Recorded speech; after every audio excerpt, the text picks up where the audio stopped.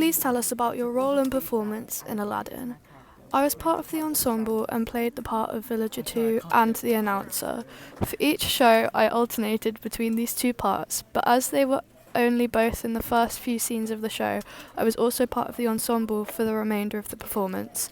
Being part of the ensemble meant that I was in all of the group numbers, which meant I had to dance sometimes, which was one of my development areas, and I think by doing this, I've begun to expand my skill set.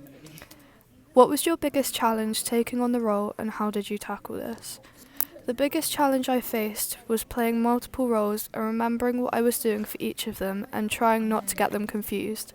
To overcome this, I wrote down all of my blocking and then made a key and highlighted each character in a different colour. This meant that when I went over it at home, there would be a clear difference between my notes. Where did you go for inspiration, and how did you use this in your performance?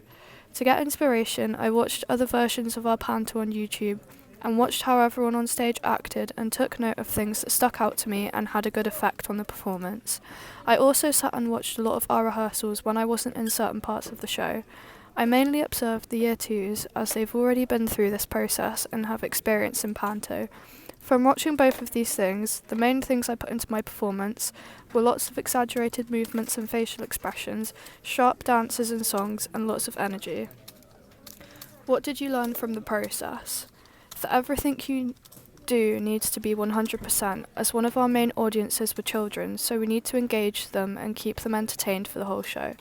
It's also very important to know what you're doing for every moment you're on stage, because all of our movements need to be sharp and precise, and being in the ensemble there was a huge responsibility to add a bigger atmosphere to some scenes and give big reactions that would help boost the audience's reactions and make them more engaged. Was there a piece of feedback you received that stuck with you, and how did this move you on during rehearsals?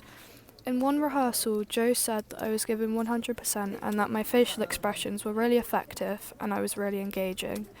This helped me because it pushed me to perform to that level at every rehearsal, making my performance really effective, and it also made me work harder, which meant I was performing at my best.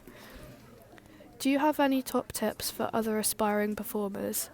Write down as many notes as possible, as this will help improve your performances and keep track of all the blocking and feedback. Take negative feedback in a positive way, as ultimately this will improve your performances and push you harder to perform well.